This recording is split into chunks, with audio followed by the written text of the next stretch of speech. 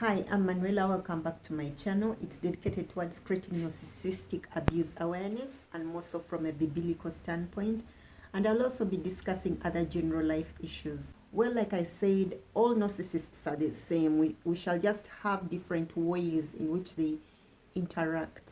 They are arrogant, they are exploitative, they are manipulative, they are self-centered, they have that grandiose sense of self-importance. They have that insatiable need for attention, adulation, affirmation, and admiration. They are envious. They are envious of others, and they believe others are envious of them. I mean, it's a whole host of issues. Today I'll be looking at the subtype 2 of the narcissist, and that is the covert narcissist. The covert narcissist is literally what the overt is, except in the hidden. Love bombing. These are people who fly under the radar. You will not see them coming, and they are the most difficult to pin. They are so slithering. Talk of the green snake in the green grass. You have described the covert narcissist. They are hidden in plain sight. They are the perfect disguise of the devil, because he is hidden in plain sight. These are the people you'll think that they will come to you with, devil horns and looking bloodshot eyes, or these green or red eyes, and they are coming literally to eat you up. No, these ones here, their greatest weapon is the victim card. They are the ones who are going to approach you with these sob stories, how people neglected them, they were abandoned, they loved so deeply, so dearly, and no one was there for them. All the people they approached shunned them. Well, that's the greatest story they will give you over and over again. So their love bombing is quite different from the rest, as you are going to keep hearing sob stories of how they were neglected, especially their childhood. And if, say, they were relating with someone else, or they are in a relationship, they are going to tell you how their partner is abusive.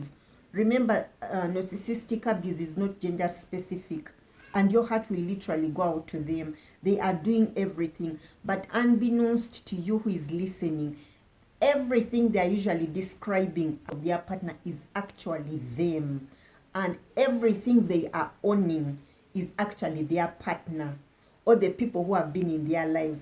And don't get me wrong, sometimes these people have actually had a very difficult childhood. I mean, so horrendous.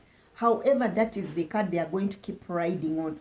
Talk of the 40-year-old orphan. Talk of the 50-year-old orphan. That is who they are. They never let go of the past. They'll keep riding on it. You see, I'm behaving this way because I lost my parents at a young age. I lost my parents. I mean, someone is a sexagenarian and they are still talking about how they are orphans at this point when they should even be great-grandparents. This is how they tend to control the atmosphere, by playing victim. So you cower, you start babying them, you're shielding them, and they will go that way for ages. As you keep shielding them, they can play dirty on you, but then they come back with that sub story. So you are kind of leaning in to protect the abuser at this point. The second thing they will do is guilt tripping. They will ride on guilt tripping. After you have spent all these weeks, months, or years shielding them, being there for them, and you are like, I'm going to stand by you regardless of the situation. Guess what? These people are going to start abusing you. When you are done with the abuse, they'll guilt trip you. You have been the only one who understood me. You're the only one who has been there for me. Now you're also rejecting me like everyone did. You're also part of them. You lied to me. You were lying to me just like everyone else did. So you were just using me. It means you didn't love me. If you really love me, why are you leaving me? You said you love me through thick and thin. You're not loyal to me. These people expect uttermost loyalty, but they won't move an inch to be loyal towards you. Loyalty is a one-way street for them. They are there to be served, not to serve. The third item is that these people will always appear insecure. They will appear shy, vulnerable, needy, clingy. So you almost feel obligated to be there for them. They're almost like, quote unquote, a baby. You'll feel like you are babying someone, and that is a red flag also. Where it appears like you are mothering them, you need to be a father figure towards them. It's a red flag, because that is how they are going to appear. You know, like, I'm a child, so take care of me. If it's a child, definitely you have to dismiss certain things they are doing to you. There are certain things children don't know, so you have to rationalize. You have to rationalize them in your mind, and that's how they get away with murder. They fly under the radar like that. That insecurity, you actually now see it as a person who is so helpless and needs protection. So even if they are being abusive, you kind of are like, I need to understand.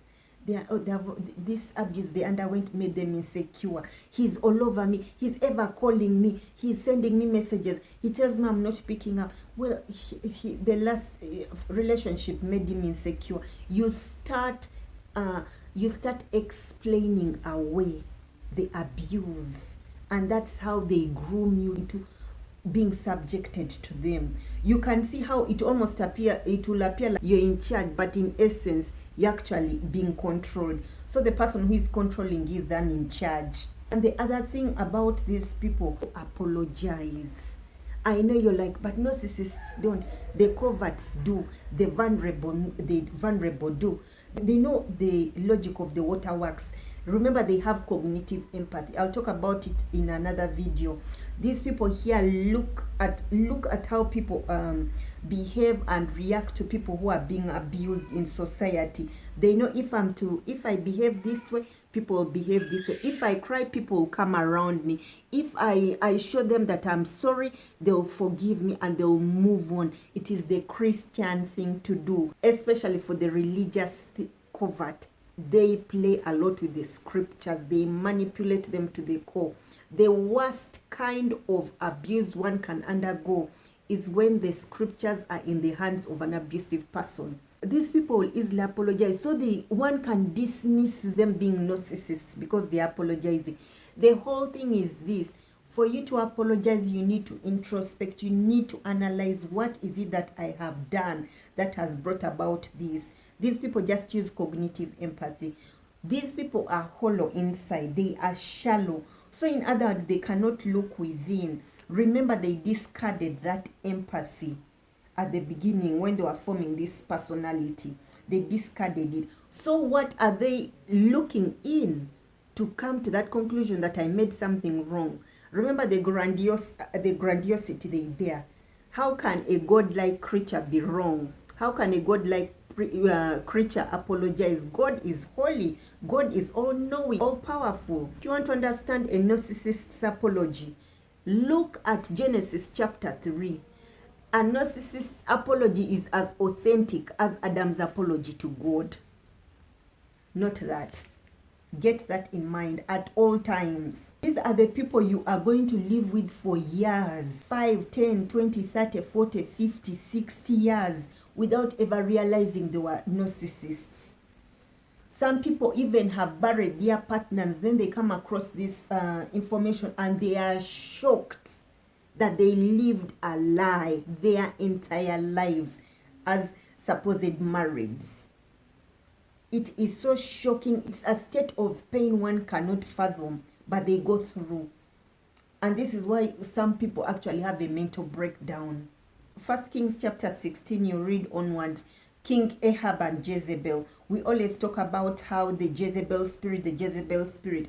However, one thing people don't get is that King Ahab was evil to the core. God says that all the kings put together who ruled then, King Ahab was more evil than all of them put together. So think of that. With the church rushed to crucify Jezebel, but King Ahab was worse than all the kings put together. He just got a person, a flying monkey and an enabler who pumped him up in his evil ways. When King Ahab wanted Naboth's vineyard, and Naboth refused because it was a promise God had told the children of Israel. His forefathers were told that, so Naboth wasn't going to sell, quote unquote, his birthright regardless of the position the person held. King Ahab goes back and he's downcast. He's not eating. He's not himself. His wife Jezebel comes in. What's what's up, my holy one, my king, my everything. And King Ahab is like, I want Naboth's vineyard. And Jezebel tells him, don't mind. Why are you not eating? Come on, eat up. Just be rest assured I've gotten it for you. Like, you as the king, why shouldn't you get it? You're looking at a yin-yang of toxicity. King Ahab was a covert, Jezebel was an overt. These are the ones who go on talking. They tell you what they are going to do to you right in your face.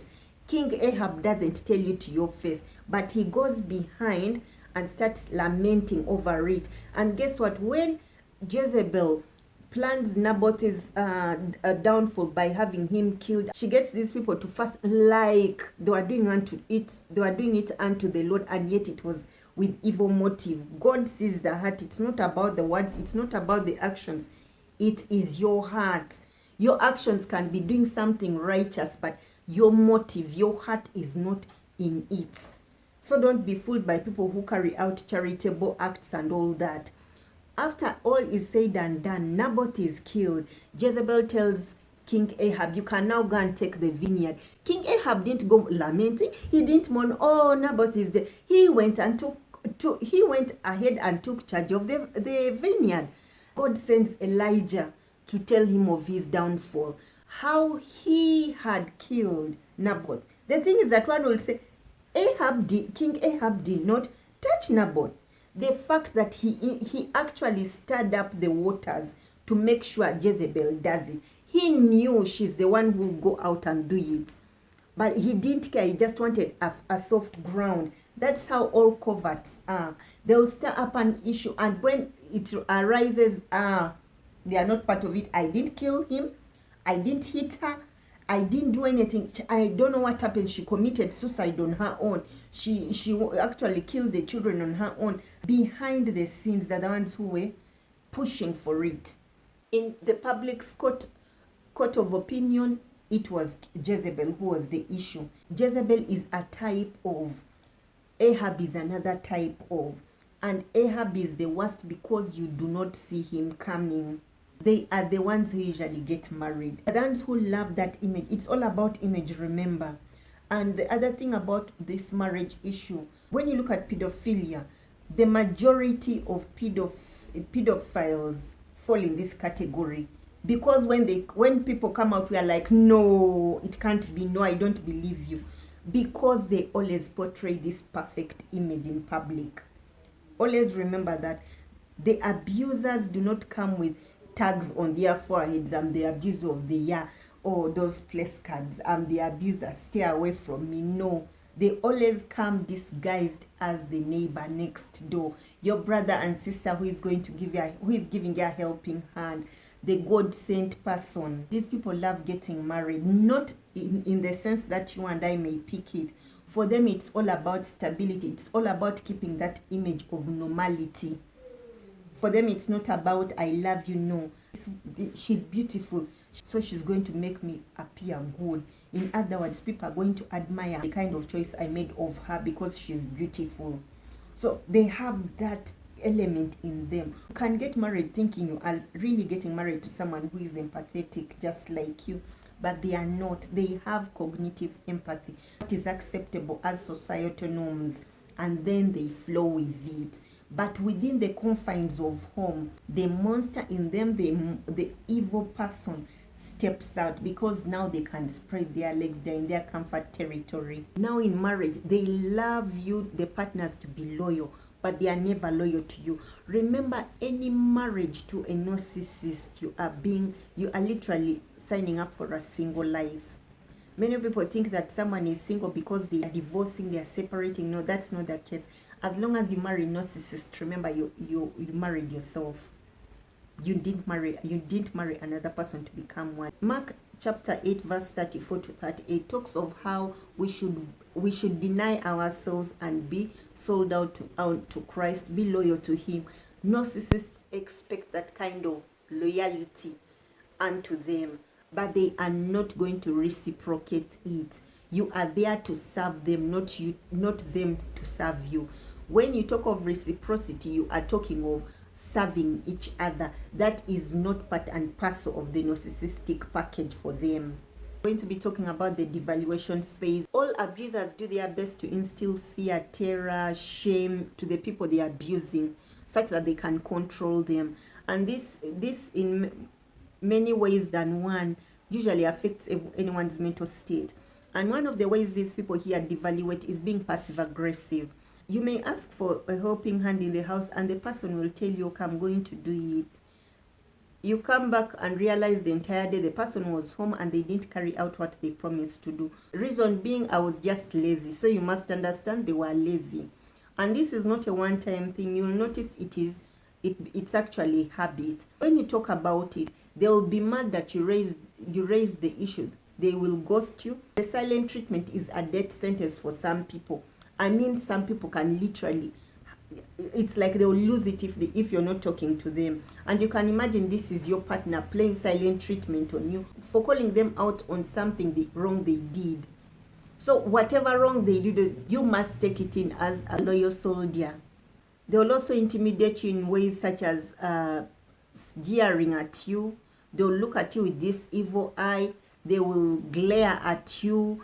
You know, it's almost like you're this most vile thing around them, just to create that insecurity, that uncertainty. You can't even point it out when you're telling someone, because when people appear, they are perfect. They have this perfect image they have sold out to the public, and they just change just like that. Within almost a nanosecond, the evil person has disappeared. You see this religious image, immaculate image of the abuser. So you can't put two and two together because they are perfect. They also love to provoke you. I'll talk about this in another video. The dog whistle.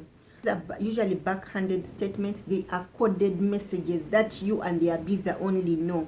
Someone maybe makes a comment about how the economy is tough and family is tough, working is tough, and given the kind of environment we are in, and the person says, I understand, it can really be tough for us who are working. People are the ones who tend to downplay your effort, especially if you're a homemaker. They want to demean your effort because as a homemaker, it's the most tedious area of work one can sign up for.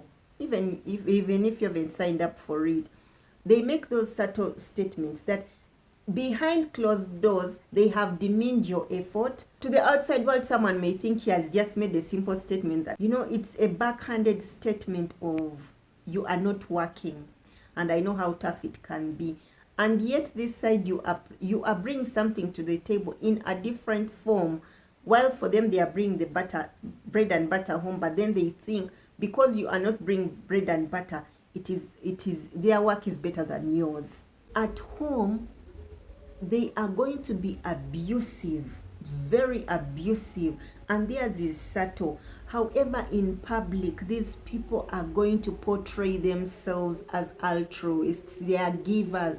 These are people who don't give to their families, but they're the ones who are going to start giving to the orphans. They are giving to people who are struggling with cancer and surviving, people who are going for operations. Like back in the house, they do not have food. These are the people who are going to emotionally neglect you, not by shouting threats at you, calling you names, humiliating you in public. No, these are the people who neglect you. You do something they are not going to appreciate. Maybe you've been to the salon, had this nice hairstyle, makeup, you dressed up well. You've gone for a dinner date even with them. They won't even appreciate the effort that you're looking good. Others will say you're looking good. They won't tell you you're looking good. You're smart. They won't. It may be trivial. You may not even take it serious. It may not even take anything out of you. But as time goes on, you get comfortable with not being appreciated. No compliment is coming your way whatsoever. If you are not careful, you may stop taking care of yourself because there's no compliment coming. There's no effort being made to appreciate your work in the house. Or even if you're working and you're bringing some money, but the money you're bringing is less than what they are bringing to the table, they're going to devalue your monies. So over time, you will actually start devaluing the very effort that you bring to the table. No effort is greater than or less than. Effort is effort. Don't downplay the effort you bring to the table. Don't downplay your value in the kingdom of God. Every one of us is valuable and we bring something to the table. You can never devalue something that is of no value. Always keep that in mind. Whatever is being devalued by a narcissist, remember that is a strong point in your life, and that is where they want you to diminish, such that there is nothing you can see. And you will be doing them a favor by diminishing yourself just because they have diminished you. Always keep yourself in tune with God. Your identity comes from God. Attune yourself that way. These people love to slander, and they are not going to slander in the open. They will slander you amongst friends. The smear campaign is done behind your back. Smear campaign is at another level. These people go and talk ill about you to your friends and family, even your children, without you realizing. They are busy planting seeds of doubt within them by saying maybe you're not working hard, you're being a rude woman or man, you're not helping out, the children are sick, you're not feeding the children, you don't dress the children. You know, they go to the children and tell the children maybe you don't like them, you hate them, you wanted to terminate them, their pregnancy. So this way they'll be isolating you from your source, your source of support. These people here will envy. They hate the fact that you have what they can't have. They will always go after whatever you're having. They will do it in a very subtle way by demeaning whatever you have. They'll tell you how it's not good enough. It's not worthy. You're not of worth. You may be talented in a particular area, maybe sport or music, and they'll start disregarding whatever you're doing. So and so is better than you. In the end, you abandon your talent, your God-given talent. Revive yourself in the Lord. So you will find that these people are always evil. They are envious of you, their partner, because you have support. You are empathetic, and it is natural for people who are empathetic to connect to people genuinely. So you connect with genuine people whom they cannot connect with because they are not genuine. So genuinity fails for them, and that's how they will start trying to sabotage you and your friends, so that you lose a base of support. And in so doing, they are isolating you. They can start pouncing on you the more and declare you insane, crazy, mad, you name it. Intimidation tactics are usually go under the radar because they're the ones who jeer. They'll look at you with an evil eye. They'll do things, especially, you know, when people are not watching. Behind closed doors, they are evil, but outside they can be so happy to be with children. They in the house, they may even fail to play with their children, but when they are outside, they are playing with other children. Their children start feeling less than. And that's how these children here will always struggle to play up to the narcissist. They will do whatever he wants so that they can be looked at with value. They can be appreciated. And this is how children become codependent, or they become abusers. Those who are staying in such manipulationships, you are teaching your children to conform to abusers. They are manipulative to the core. You may be invited to a party and they don't give you the invitation. They don't tell you you've been invited. They attend it, and when they get there, they tell people you refuse to show up. So these people they just speak a war against you. And by the time you realize what the narcissist did, it is years down the road, and the relationships were severed because of it. A relationship that had taken 20, 30, 40 years, 50 to build is just crushed that way.